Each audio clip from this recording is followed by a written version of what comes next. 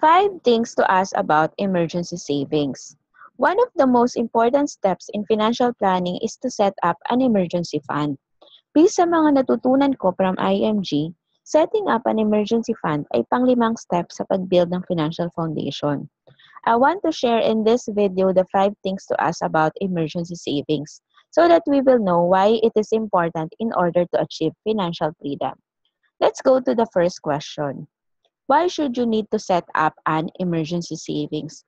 Una, dapat nating malaman bakit pa natin kailangan ito. We all know that emergencies really happen, but few of us prepare for it. It doesn't mean that if we are creating emergency fund, we are creating or we are expecting emergency in our life. But it is better to be ready because most of the time, emergencies cost a lot of money. Katulad ng kapag nawalan ka ng trabaho, major damages or repairs sa bahay, business property, sasakyan at iba pang ari-arian. Pag nagkaroon ng sakit sa pamilya, disaster like typhoon, earthquake.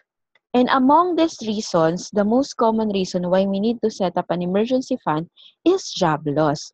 Job security is the thing of the past. The saddest part of it, many Filipinos do not realize it. From the book of Mr. Randall Chongson, Money Manifesto, he shared 3 reasons why we should set up an emergency savings. And gusto ko rin tong i-share sa inyo. First is, emergencies do happen. It is foolish to think that emergencies will not happen to you.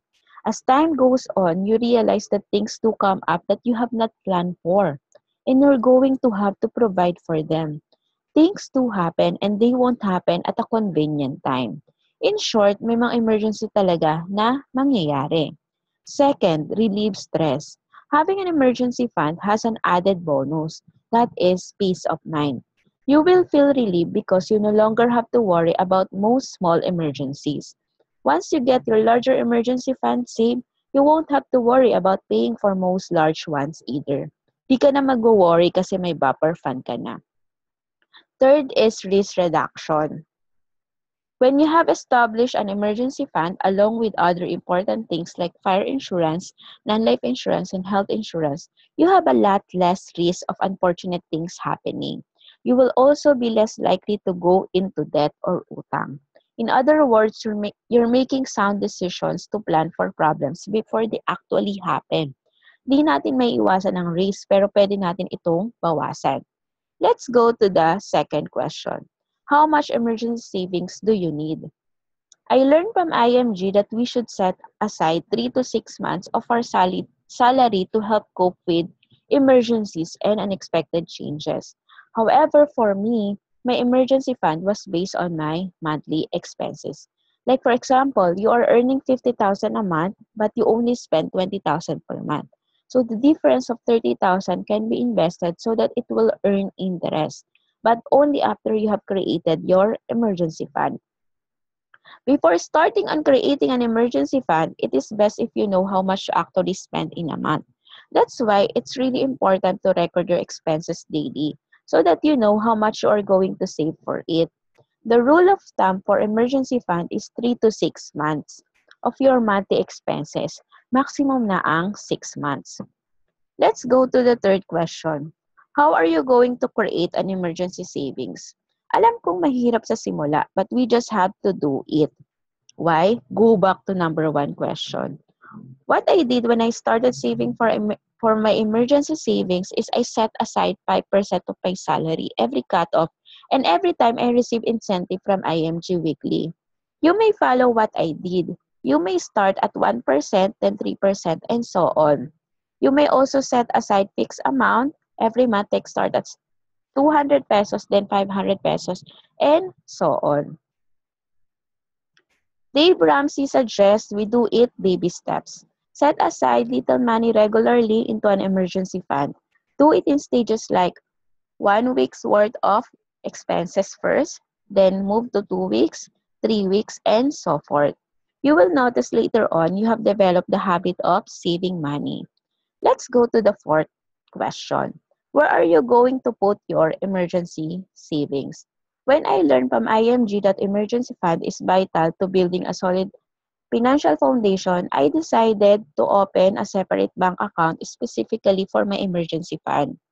I enrolled it online so that every time I receive my salary and incentive from IMG, I just transfer the amount to my emergency fund savings account equivalent to 5% of the amount I receive.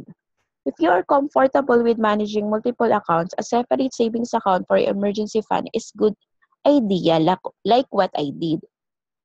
You may also keep a piggy bank or an envelope for you to put your cash in. Then once the amount reaches 1,000 to 5,000 pesos, you may deposit it to your savings account that is dedicated for emergency fund only. So it is recommended that you put your emergency fund in savings account so that you can access it anytime in case of emergency. However, I learned from Mr. Randall Johnson that you may keep some of those emergency fund in cash. Pwedeng worth ng 1 month, baka kasi mahirapan ka sa pag-access sa bangko in sudden emergencies like disaster or calamities. He also said that it is not recommended that you invest your emergency fund pero pwede mo ding i-park some of your emergency funds sa time deposit to realize some earnings. Just make sure na madali mong maiwi-withdraw ang iyong pera without huge penalties. Remember that this fund is for your emergency fund only, and when you use it, you have to replenish it again. You can be creative here as long as you will come up at the same goal, that is to have an emergency fund. Let's go to the last question. Why should you need to have an emergency savings before making an investment? In building a solid financial foundation, before investing some mutual fund, real estate, stocks, and other volatile instruments, we should have emergency fund first. Because our goal for our investment is long-term, di ba? We do not want to interrupt the growth of our investment every time may mga emergency. Sometimes we just need to use our common sense so that we won't end up broke or ignorant.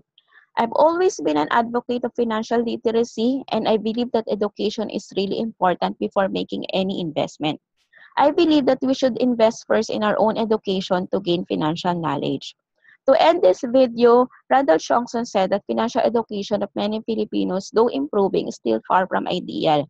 And many of our brothers are misguided with regards to handling money. I am proud that I am part of the global campaign of financial literacy of IMG. And I want to help every Filipino around the globe get financially educated. To know more about it, just click the link below this video. I hope you learned something from this video, and thank you for watching. Again, this is Nel Zambrano from Pinoy Millionaire Mind Club. Don't forget to visit my FB page, visit my website, and email me if you have further questions.